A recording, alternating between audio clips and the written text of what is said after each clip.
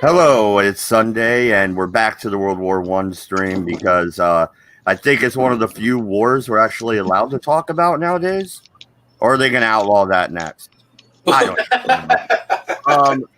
It looks like we are on to July and August, 1918, right? We're approaching I, the end of the war. I guess as long as we don't talk about a certain corporal in an artillery unit, we should be fine. We'll continue. Oh, that's right. Winston Churchill is on the hit list now. But anyway. No, he's not talking about Churchill. I know he's not. I just remembered that. I know, but I just remembered that they're trying to tear down the Churchill statue. Yeah. But no, we're gonna go ahead and start here with the 1st of July. MC, you know what to do. Okay, since we got the timeline up, let's get started with this. The affair near Namakura. All right, in East Africa, this is the furthest point of Colonel von Letros-Lobrecht's force has reached.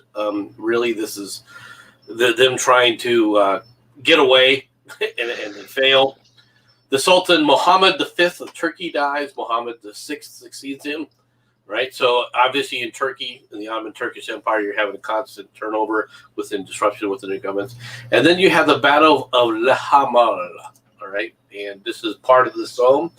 And this shows this is the end of basically the end of the spring offensive for the Germans. This is the furthest that they got. Now, what's notable about this is who was in the line. Believe it or not, this part of the line was held by the Australians. Mm-hmm. All right, and their actions here were quite extraordinary. They were able to hold and the offensive, for all intents and purposes, the Germans have one last little push left, but it's not going to go anywhere. And then that's basically the end. Okay, this is the end of the German attempt to actually win the war for them in the West. All right. Go ahead. Yeah. Okay. So this is their final advance, right?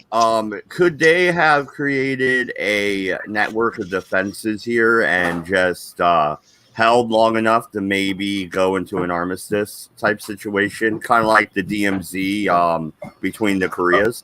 Okay, the thing that you're going to start. Go ahead, Farty. Well, this is the thing now. They're starting to get exhausted Germans against guys like these Australians. They've just come from the Middle East and they were in Turkey prior to that, so they've already had 3 campaigns under their belt. Now, here we go. Here's some dilapidated Germans. Fucking whoopie-doo. What are they going to do? And they hit this wall of veterans and whatnot, and they're not running away anymore. And it was a shock to them. And this is what they'll find from now on, is that they'll just keep getting more and more experienced blokes coming back to the front lines and not doing stupid, maneuvers like they were doing in the beginning. The other advantage is that these troops are being supplied finally with enough equipment to actually hold lines effectively. They've increased now finally. They've plussed up the number of machine guns. All right, their artillery. They finally gotten the problems with the artillery straightened out. All right. So even though the gas is extensively used, and I mean extensively used in this campaign, the result is that the Germans can't make a breakthrough. Okay. They're out. They're running out of power. They're running out of forces. They don't have the reserves left anymore, all right, to win this battle, to win the war. And that's going to start telling very soon. And they're going to start having problems because one of the things that the Germans for the longest time, especially the German populace, has been dealing with a lot of, deprivation. Their people are being deprived of food, and they're told to keep tightening their belts, but that's getting ready to come undone. That's getting ready to unravel. right? So is it more of a myth then when people talk about the German people never knew that they were losing the war? Because if they're going into severe rationing repeatedly and it's getting more and more severe, how do you not know you're losing the war? You're not gaining any supplies, obviously. Well, what one's told and what one actually believes is another story. When you're talking about old school type dictatorship, royalty, thingamybobs, like, back in those days, you talk shit about the royal family or anything like that, then you could be done for treason. It's still the rule nowadays. They just never bother with it. But like literally, I could talk shit about the Queen right now, and I should be by rights arrested by the federal cops and be charged with treason. But I'm a royalist, so I'm not going to really do that. But yeah, fuck, where was I going with that? What people know in the German. Oh, that's right. Yeah, you still there? Yeah, Still I'm here. still hear the dogs barking. Sorry, you both just went dead silent. Yeah, but he sounds just like you both dropped out. Yeah, it's like the fanaticism with World War Two. Like how do you get a populace all riled up like that to believe the whole thing? They all thought that they were in the right, and they claimed that they didn't know about the concentration camps and all this kind of thing, and couldn't figure out how they were wrong. And it's a similar thing with um, World War One. Now, did most people actually believe that they were Nazis the whole time? No.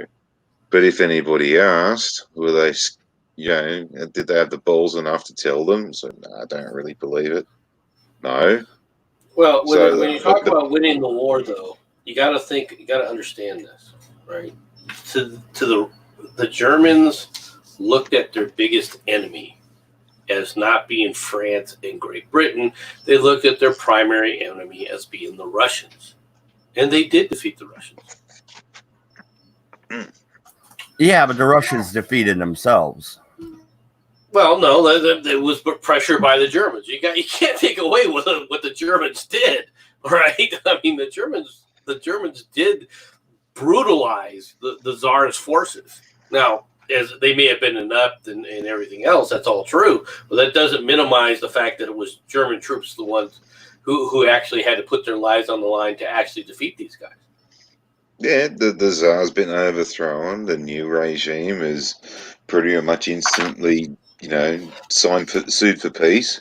Yeah, that was in the last 2 episodes that we just did. you're gonna see more about the Tsar in this one.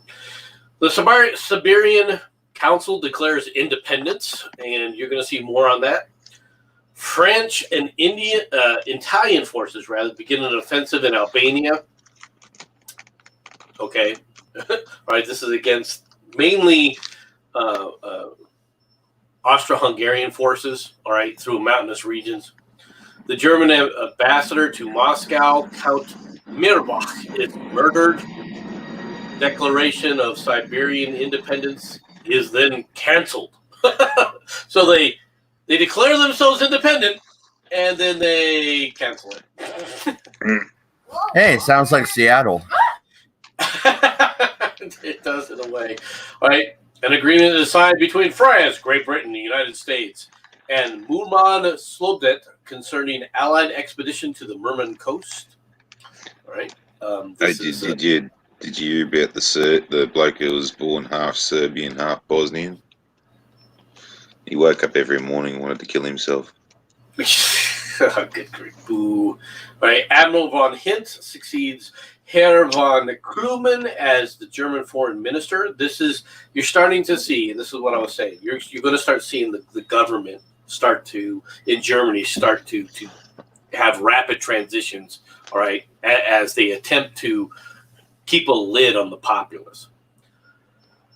10 July, Berat, Albania is taken by Italian forces. All right, one of the few Italian successes. They're finally starting to have success. A new government is formed in Vladivostok under General Hovat. Haiti declares war on Germany, the Great Haitians.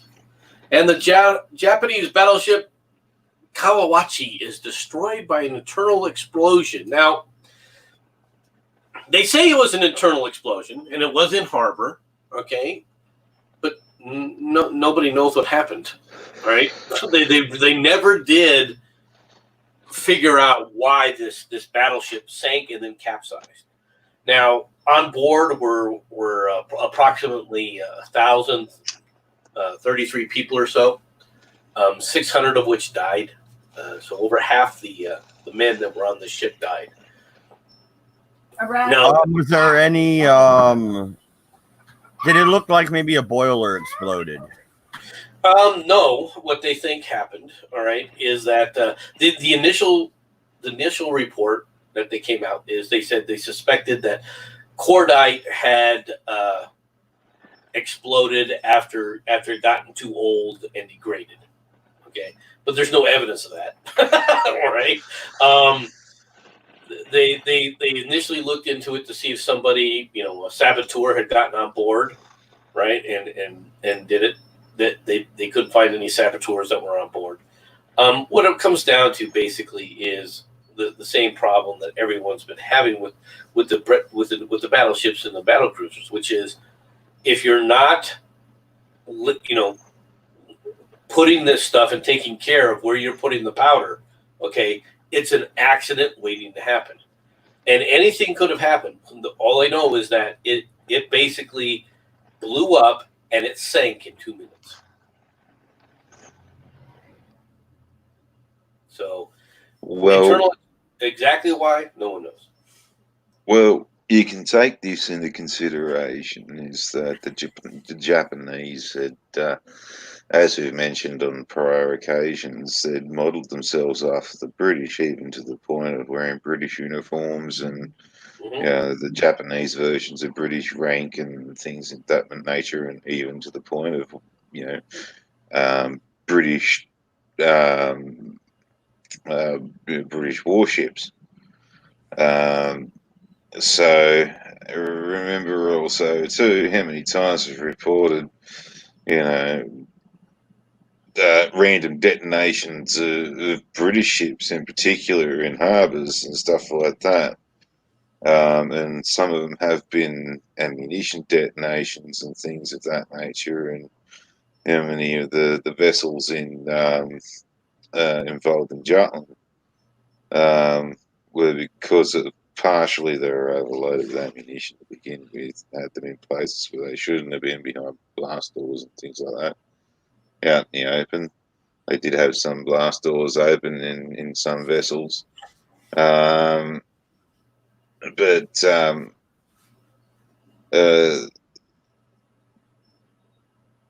fuck, I forgot where I was going there. I think that it was just one of those things that they just had to learn. Technology had gotten to a point where there's certain parts of it weren't available. Go ahead. Oh yeah, no, that's right. Yeah, how many times? Yeah, that's right. Yeah, footage of as one of these vessels that is sinking capsize and all the shell shift in the magazine, the bloody kaboom. So now, I think they were starting to go to bagged powder by this point. And, they did. These were powdered charges. Yeah, the problem is, this was like canvas and shit like that, and it's the bed they leaked and had stuff all over and holes in the stitching and things of that nature, and they've leaked cordite friggin' everywhere. People have leaked it all over the bloody ship and stuff like that. Could have been someone up the other end of the corridor at a lit his bloody cigarette and threw the match in a door or something like that, all the way up another end of the hallway.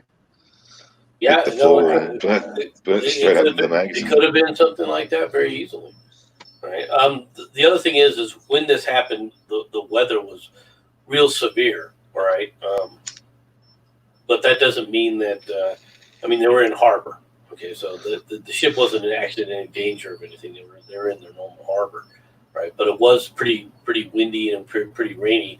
So I can see a guy, coming out of the cold, being asked, "Do you want a cigarette?" and saying, "Yeah, give me a cigarette." No, Bud Light. Boom, gone. Right now, I must admit this. Right, this is a beautiful ship. This really is a sharp-looking ship. What about those magnetic mines that they had? Could that have the Germans were dropping them all the time, and so were the British, right? Could a mine? Well, yeah, but they weren't sailing to Japan to drop magnetic mines. Weren't the Japanese involved in the war? Did they have their own mine system? Well, yeah, they did. They were involved in the war, but nobody, Germany wasn't sailing ships out to the Pacific to fight. They just couldn't. They didn't have that kind of range. Well, I don't know. I'm just trying to figure out why exactly it would have sunk. I mean, these ships don't just sink randomly. There actually was a couple of German ships that did run around the Pacific for a little bit. We left him go partially because we didn't fucking know he was there for a start. Secondly, he was mainly dealing with Russian and Japanese ships who we weren't really talking to down here, and other things like Vietnamese and other there's no Southeast Asian ships. There was no report of a German ship attacking the Japanese shippings in Japan, right at the Japanese border. No, this was in the Pacific, man. Fucking this bastard was raiding for several months. I mean, mainly, but partially didn't realise he was there, and secondly, just didn't know where the hell he was. So I can't remember whether we did finally chase him down or whether he just got bored, went home for maintenance, and I think they bombed him in harbour or something like that. I can't remember. I think there was two of them all up that actually ended up coming out of the Pacific. Yeah, but those were sunk by the end of 19. I don't that didn't come in 1918. That was in the early part. I think it ended in the early part of 1917, didn't it? Yeah, I think so. I see the rigging. If you had to use sails on this heavy freaking son bitch, you ain't going nowhere, are you? You may not be going anywhere fast, no. Well, they're not sailing masts for a start. They're what you call tripod masts, and they're for range finding. So it's like a giant coincidence range finder, the 2 points between the two crow's nests kind of thing, and you can take a measurement between the 3 points, and there's a basic fucking trigonometry, gives you the distance from your point to where you're looking at. So basically you're saying they were using people up there with binoculars, and they were just doing it via range finding via that. Yeah, okay. The higher up you are, the further out you can see pretty much. So no, that makes total sense, because this is a little bit late to even have rigging and stuff for sails, I thought. So I was like, what the heck is all that for? And I'm not a Navy guy, so go ahead, make fun of me if you want. How the fuck would I know this shit? Another thing too, like the little wires and stuff hanging off it and things like that. This is early, Marconi radio, wireless, technology and all this kind of stuff, and that's the wiring you used to need back then. So anyway, let's get back to the war. All right. Irkutsk is occupied by the Czechoslovakian forces. Where's Irkutsk? Here's where Irkutsk is at. And then Kazan is then occupied. Right? So you can see the Slovak forces are marching quickly. Are they? Okay, the thing is this is between here and here is nothing. There's no people. There's no land. All right, they're marching in different areas, but these are just areas where they're claiming that people have taken over. But what are you taking over? You're taking over empty land, empty empty space more than anything else. Okay. And then you have the Second Battle of the Marne, right? Which this is the first phase where this is the final push by Ludendorff. The Ludendorff attacks. You can see where the longest advance is. You can also see right here where the initial part of the 3rd Division, all right, of the United States military was placed. They never did. They noticed that the Germans don't really take any of that area. All right, that's because this is fresh troops and a complete, fresh, and supplied division. All right. As the battle continues, however, what you see is the counterattacks begin to take place. Right, and this begins as they push back, and then eventually get back up to this area here on the 6th of August. Right, so they just basically pushed them completely out of this salient.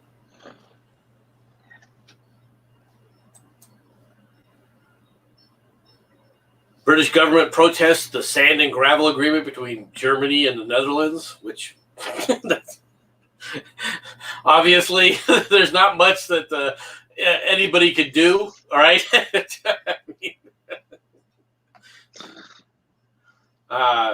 Field Marshal Konrad von Holzdorf is commander-in-chief of the Austro-Hungarian armies, is relieved of his command, and the death of the Tsar and his wife and family, all right, takes place. So they are basically murdered. And they are murdered actually because of what's happening here. This is why they get murdered. Because they think that the Bolsheviks thinks that it's very possible that they're going to lose. Okay? That they're not going to maintain power, and they're getting rid of the Tsar and the Tsarina just in case they lose the battle, so that the Tsar is permanently removed.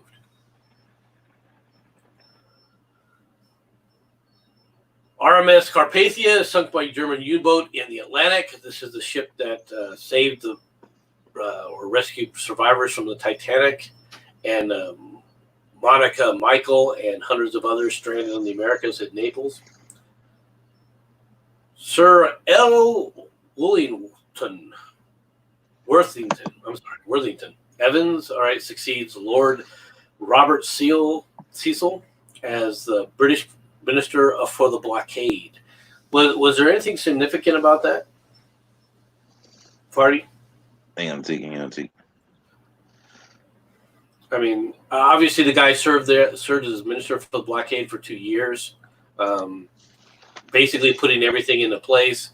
But now with the Americans coming on board, there was probably it's probably a reorganisation of everything and all this, but you'll also find there too that Admiralty and all this kind of shit, and if Churchill's still got his finger in the pot, this guy would have been employed to do one specific task, and once that task has been completed, he goes away and does something else, because that's basically his only expertise. They don't keep him around trying to see what else he's got in his little bag of tricks.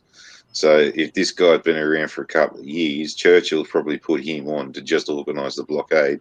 Now the blockade's pretty much done and dusted. The Germans are sort of kind of on the back foot. We're winning here and there. The submarines aren't really that much of a problem anymore.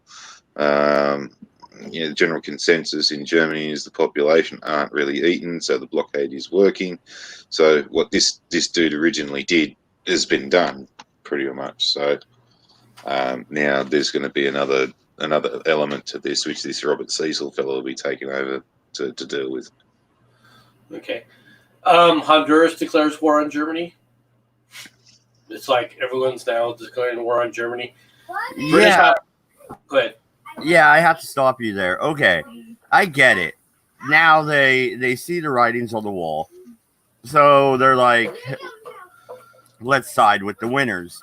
But why side with anybody? You sat it out the whole time. You just looked like a beggar coming for the scraps.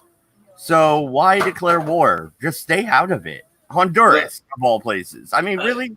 To be honest, Honduras actually has more of a beef. And the reason is because the Germans have started shooting any ship that floats near the Americas. They're just basically assuming anything near the Americas is an Allied ship, and if it's a neutral, oh well, and they're sinking it.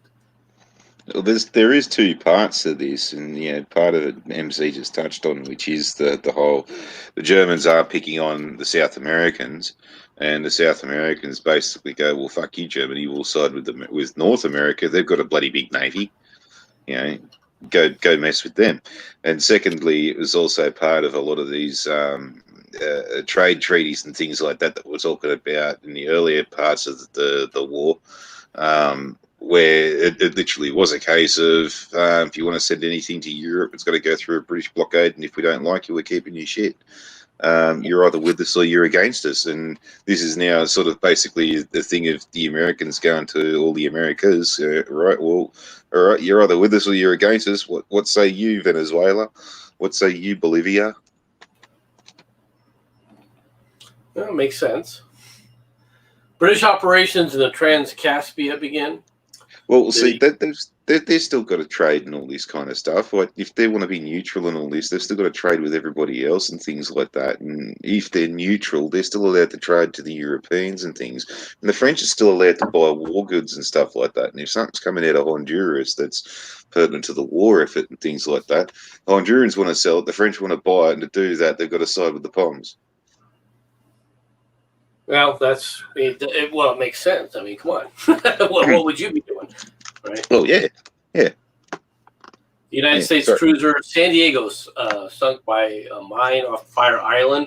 This is very close, I think, to this is actually in the Gulf of Mexico.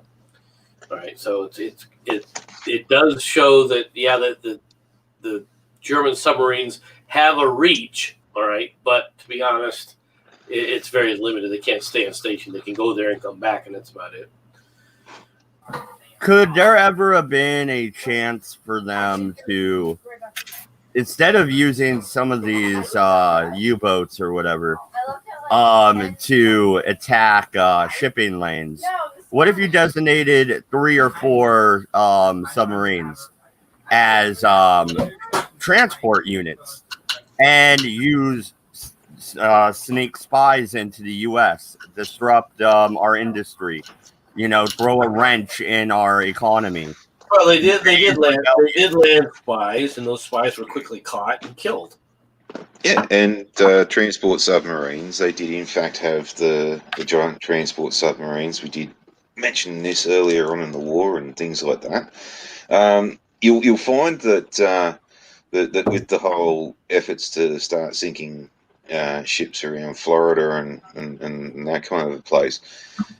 It was done with a support submarine, so these old transport submarines are now used as submarine tenders, and they ran into basically the same problem that they've had everywhere with submarines, is that their range is extremely prohibitive, to the point that even if you had another submarine to go out with another sort of half lot of stores for the submarine, you're only extending its range by a certain amount. Things like fuel, food, and weapons and things like that take up a hell of a lot of space. So there's only so long you can keep them out for, and they would have done it a few times and went, right, we can't do it if we really, really want to, but Jesus Christ, this is costing a lot. Yeah. Okay, German forces retreat back across the Marne, so that they're basically trying to reconsolidate. The last attempt to attack the British Isles via aeroplanes, all right, is unsuccessful. There were altogether 59 aeroplane raids against the British Isles during which bombs were dropped. There were also 11 reconnaissance flights over parts of Great Britain and in the vicinity of the coast where no bombs were dropped.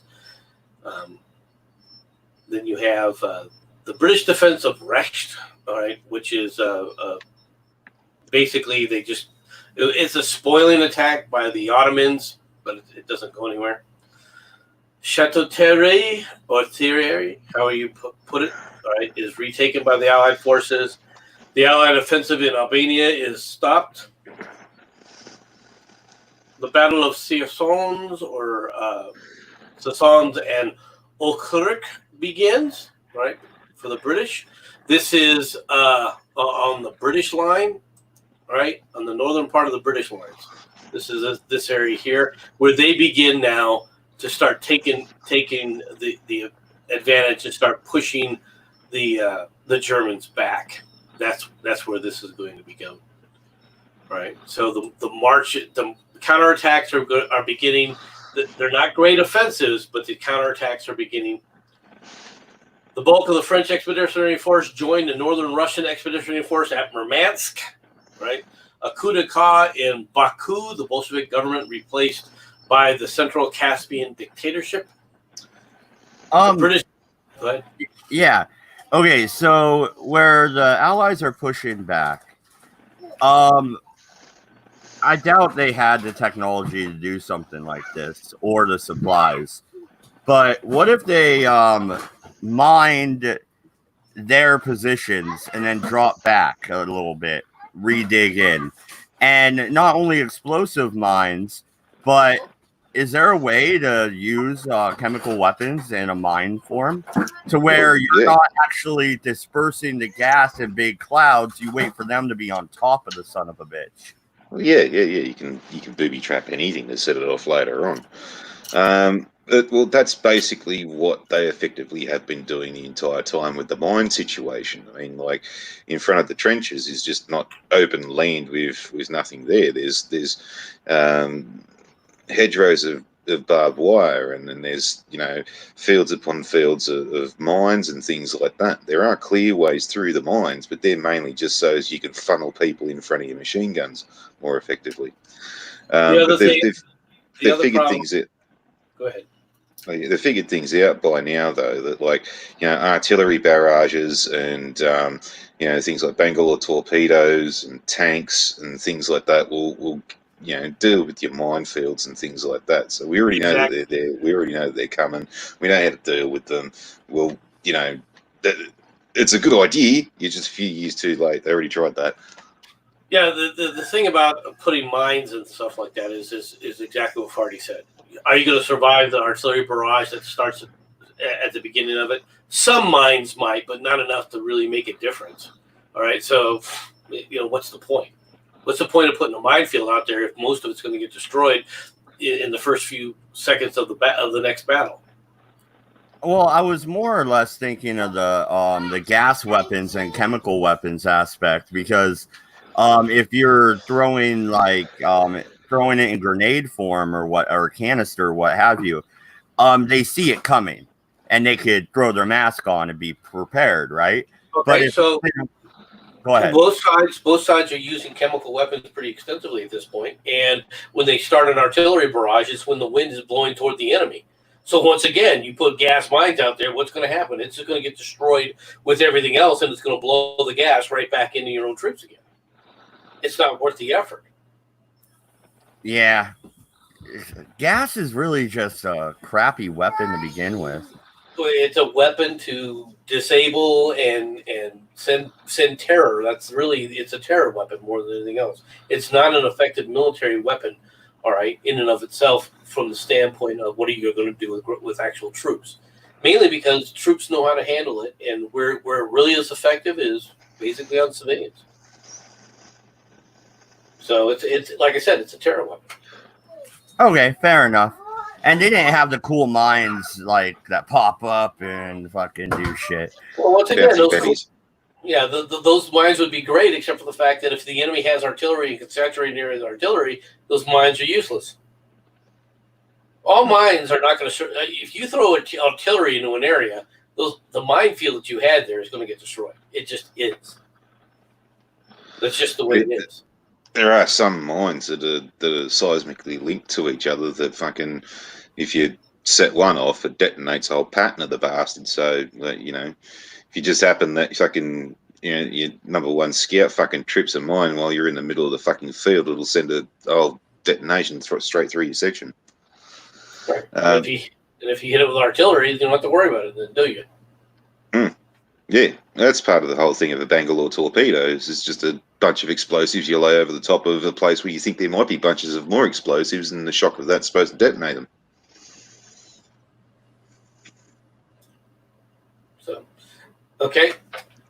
The British government declared to Mijur Petrov that they had no intention of infringing on the territorial integrity of Russia. Fenray Tardonis is retaken by the Allied forces, and then Field Marshal von Eichhorn, commanding the German army in the Ukraine, is assassinated in Kiev. And then we move on to August. The Allied Expeditionary Force attack and capture the defenses at Archangel. All right, for those people who don't know, Archangel is up in this area. Where is it at exactly? Right here. This is an Archangel.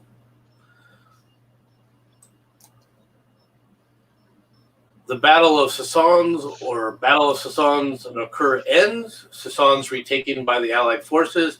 The pro-Entente revolution in Archangel. The Entente forces enter the town. And then the Japanese government decides to land troops at Vladivostok. All right. Once again, Vladivostok is way over here. Right. So you now have right here, you have British troops, you have French troops, and now you have Japanese troops, all right, landing in Russia.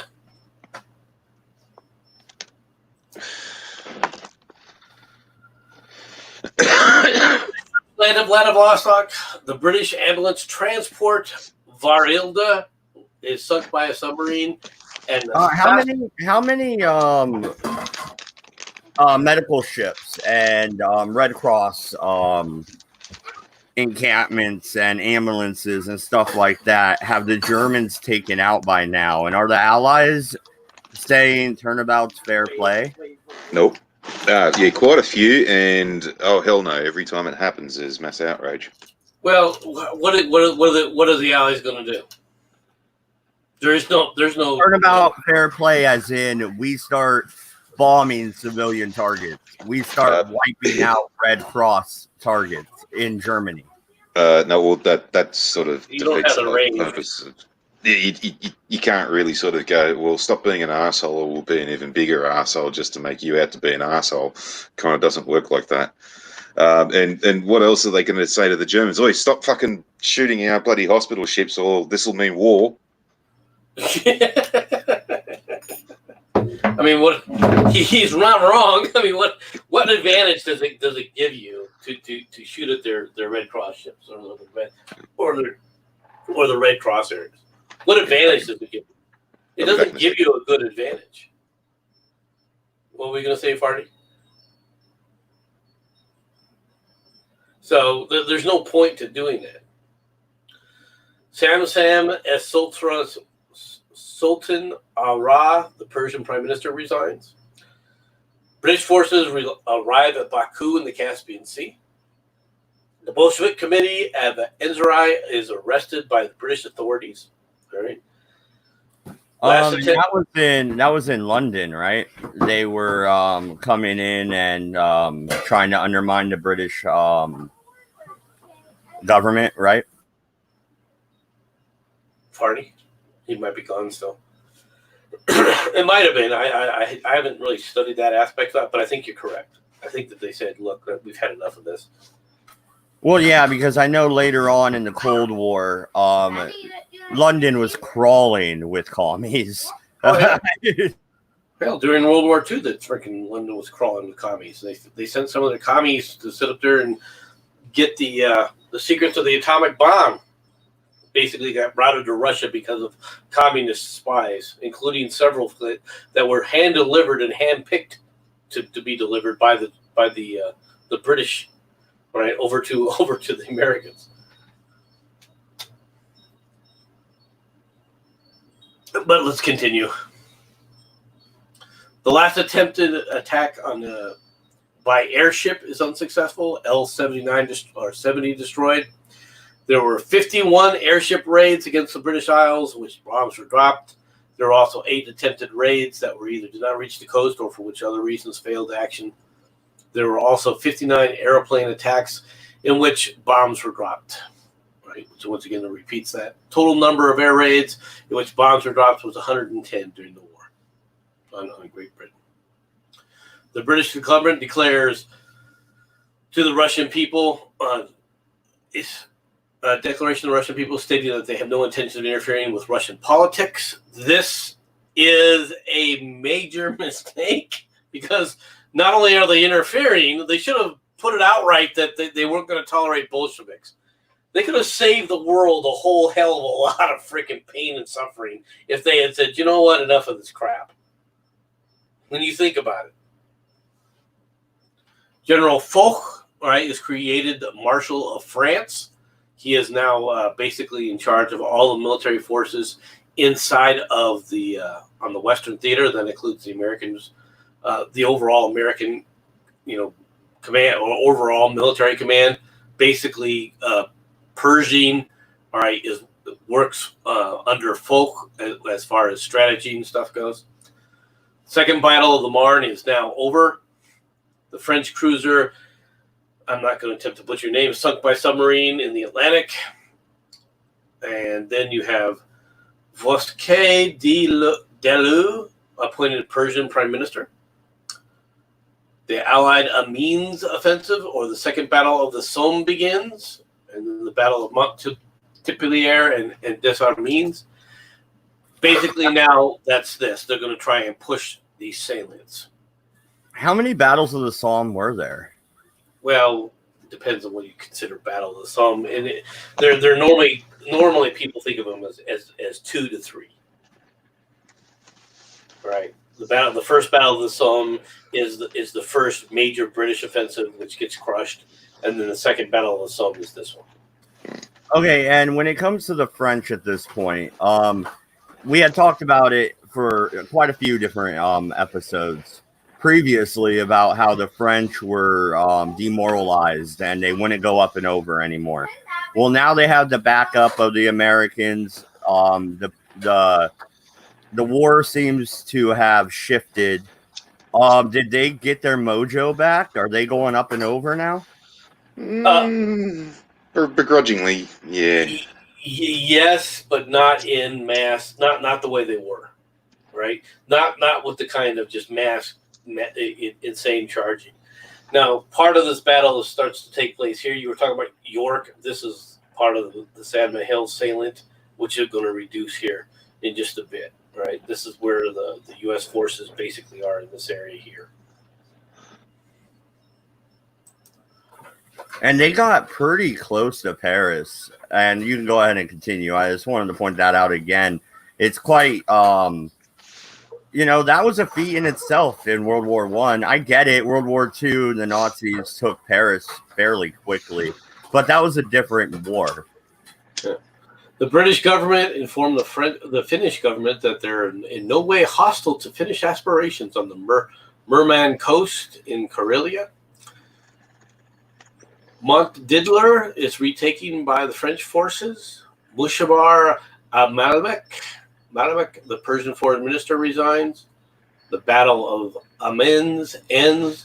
These are basically counterattacks to the German offensive. These are not huge offensives under themselves. And yes, exactly what you guys were indicating. The French are now they can go on the offensive, but not across the entire line. There's only they can do counterattacks in certain areas, but overall they're still not in mass waves going over. Effectively, a counterattack at this point is sit in position, keep firing until they stop running towards you, and then keep firing until the last one jumps back into his own trench, and then you can cease firing. And that's effectively what the counterattack is. Okay. German L-ship L-53 is destroyed off the Frisian coast. Last German airship to be destroyed. First Japanese contingents arrive at Vladivostok. Mushra al-Malmek is appointed the Persian reform minister. So he's not the prime minister or the foreign minister, and then he's reappointed the foreign minister. So he quits, and then he comes back. The Czechoslovaks declared war on Germany. All right, now, This is important, okay, because they are declaring themselves independent from the Austro-Hungarian Empire. All right, that's what this was. This is the Austro-Hungarian Empire coming completely unglued now. Fucking. Oh, go ahead.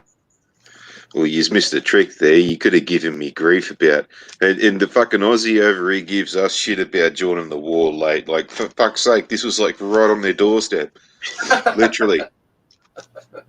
Well, they but joined after us. They were part of the empire on the other empire. They have switched sides. Is effectively what they've done. Yeah, but still, you missed the trick there. Do you think internally, as Austria Hungarian Empire starts to rip apart at the seams, the Germans they have to see the writing on the wall. How do you think they were taking it internally when the generals would meet up and come up with a plan? Is it, how do we end this war with some territory left at this point? They're looking at it from that standpoint because they've now realized, right, Ludendorff especially has already realized that they can't win in France.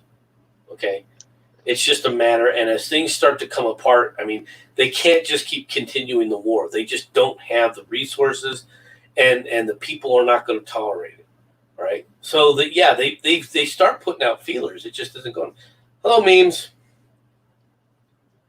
So they're just not going to tolerate it. It's just the way things have devolved now. So, but Czechoslovakians basically declaring war on Germany is basically them, declaring independence and saying we're no longer part of not just part of the Austro-Hungarian Empire. We're going to sit up there and be our own, do our own thing. All right, the British government recognizes the Czechoslovaks as an allied nation. Admiral von Capella, the German Minister of Marines, resigns. Battle of Mont Diddler ends. The last bombardment of Paris by the Germans' long-range gun is on August 15th. That gun was pretty badass. But before that, you said the admiral resigned. Yeah, mm-hmm. The German hierarchy in the military, they're bailing before they get blamed for this shit, right? Well, it's not that they're not bailing because they're getting blamed. They are basically being fired. And there are problems now in the Kriegsmarine, right? In the German War Marine, the Navy, they're having issues, right? Admiral, last bombardment of the Paris gun, I already said that. Action at Bahrain Ali in the Trans-Caspians, the Trans-Caspian government defeated by Bolshevik forces.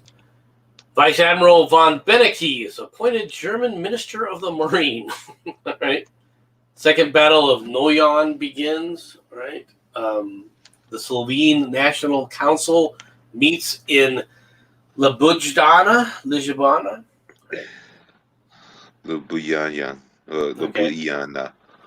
Merv, the Trans-Caspians, is taken by Bolshevik forces. So what's going on right now is the Russian Civil War. British advance in Flanders begins. See the Austerlitz say rich, and that is, if you see if I can pull this back up. This is this area right here, all right, and they are going to begin a major push, all right, and just take everything back all the way to here. And Ostend, you got to remember, Ostend was the harbor that they sank a ship in front of because they didn't want the Germans to use it to keep their submarines and everything coming out. So they basically block it. And so now what they're doing is saying, okay, well, we're going to take it back, but now they've got to clear the same harbor now they've got to clear. So. Well, yeah, and RPR, no, the chat isn't invisible. I would be talking to you in the chat, but I actually didn't set up StreamYards today.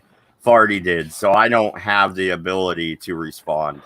Yeah. So a lot of people, you're right, memes. A lot of people are getting fired and so forth and resigning. That's because this is toward the end of the war. All right. Basically, at this point, people are either useless, have been declared useless, or they can no longer maintain what they're doing because they just simply don't have the resources. Somebody has to take the blame. Falling on your sword, bye. That's what you're seeing. And go ahead and continue, MC. It looks like we hit that hour mark, probably. Yeah, Merville retaken by British forces. Second battles of the Somme, Phase 2, and the Battle of Albert begin. Second Battle of Bombay begins. All along the lines, what you're seeing is German retreat. Once again. Hang on, how'd you say Albert before? Mm-hmm. How the fucking hell did you say Albert before? Isn't that how I said it, Albert? Is it Albrecht or some shit like that? No, if I did, I apologize. Albert, okay. Albert recaptured by British forces. Austrian forces begin a counteroffensive against the Albanians. That was with the Italians. If you remember, that was the Italians and the French attacking Albania. A coup d'etat by General Hovat at Vladivostok. The Battle of Auhust. I'm not going to attempt to butcher that name. All right, in Siberia, the Bolsheviks decisively defeated by the Allied force. The Japanese with one British battalion. This is the Allied forces in Siberia. Dukhovskaya. Okay, that sounds good. Second Battle of Arras and the Battle of the Scarpe begins. Berat in Albania is retaken by Austrian forces. The defense of Baku in the Caspian Sea against Turkish attack begins. Roy recaptured by British forces. British forces occupy you can say it. Kranzlava. German and Russian Bolshevik governments conclude temporary complementary treaty of peace. Now, what's interesting about this point is the Germans are like, okay, they're not suing for peace. Maybe we can convince this new Bolshevik government to join us. I mean, there's a civil war going on. Maybe we can get these guys to give, to help us in our battles to take some of the pressure off of us and send a few, men. Which they were like, well, we can. If you send us the men, we'll supply them. Which they weren't going to, but they were saying they could, So it's kind of an interesting discussion going on here. Oh, that joint's called Krasnovodsk. Okay, the affair near Kayaka begins. However,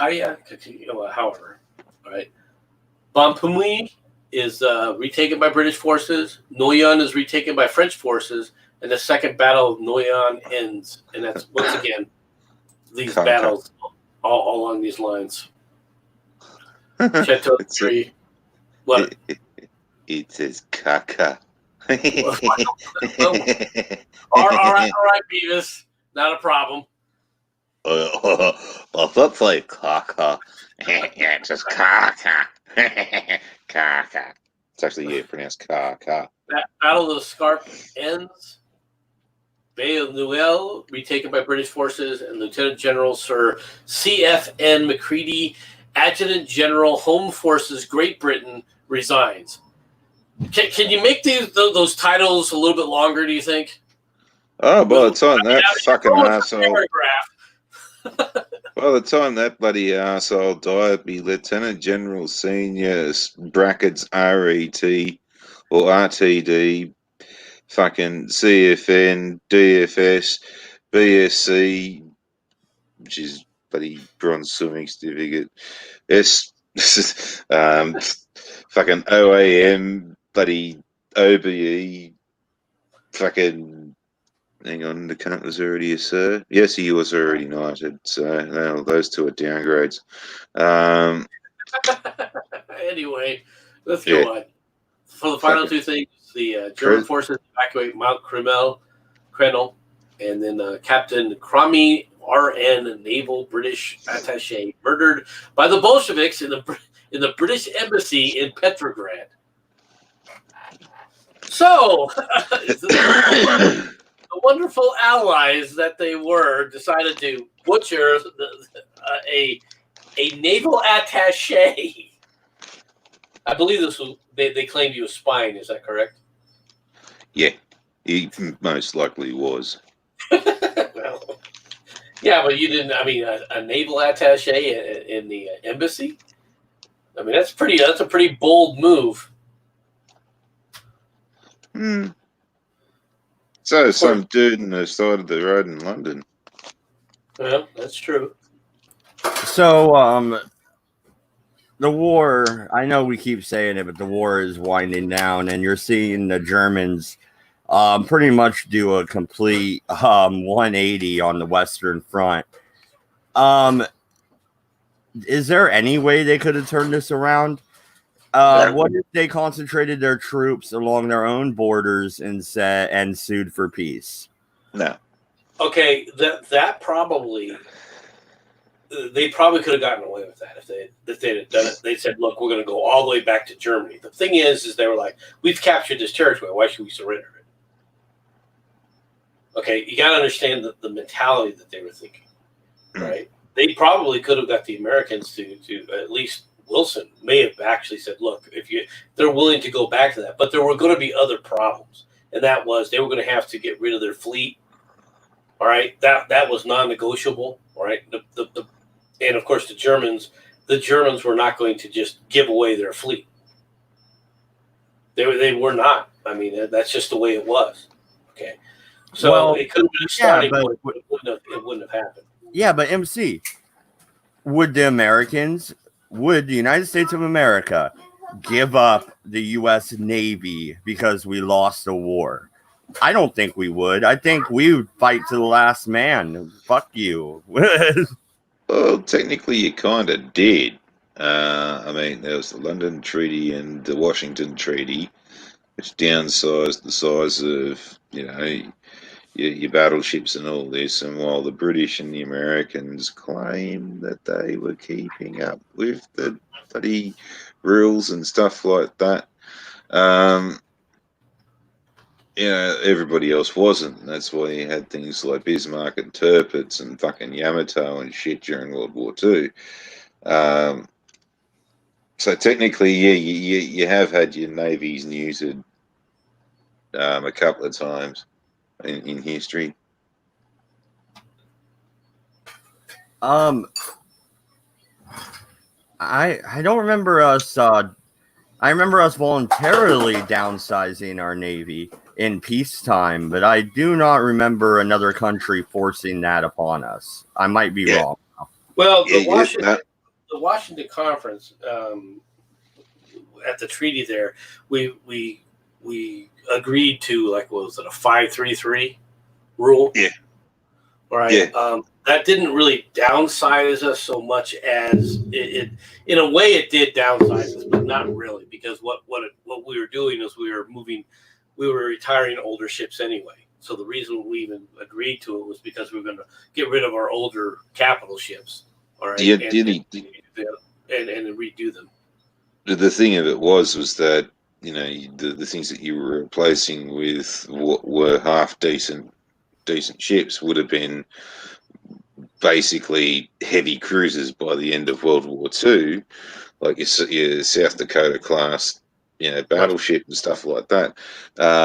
Whereas it's basically a mini Iowa. It restricted your battleships, your cruisers, and your destroyers to certain weight limits and things like that. And this is where I'm saying that, like, everybody else was, cheating on the rules and stuff like that. That was one of them. So, there was even like one class of Japanese battleship that was actually designed for, I think it was 16-inch guns, but they put 14s on it just so as it had passed the Washington Treaty. Basically, the eve of World War II, they just popped out the old turrets, popped in the new ones. Off you go to war. Hi-ho. Hi-ho. Well, what's weird about that, though, is don't we still have a ship that's technically in service, and it's our oldest battleship? It's still a wooden ship. We have the USS Constitution, but it's a ceremonial thing more than anything else.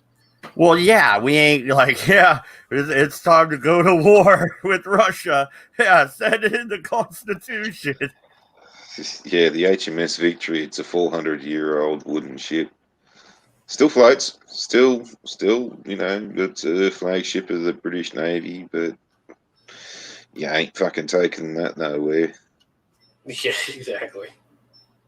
So, So in the next segment, we may be doing it next weekend. We may not. I'm not sure. My wife was talking to me and my brother-in-law about she wants to go camping. They opened up the forest up here again, so yay, we're allowed to go into the woods. Freaking ridiculous. But whenever we do it, either next weekend or the weekend after, um, what's the big buildup in that set of 2 months?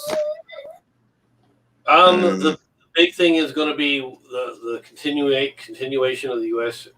Forces. You're going to see the Battle of San Miguel, all right, which is going to big. That's the big salient, all right, that we're going to reduce, where the U.S. troops really get bloodied. All right, it's the first where they do it as a separate action, completely on its own resources, for the most part.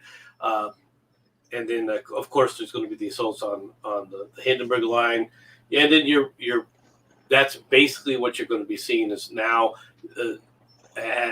there were battles all along the lines where the Germans begin to get pushed back, and then what's going to start happening, all right, is other forces are going to come apart, all right, in the German side. The Germans will begin to basically come apart at the seams, a la like the French forces did.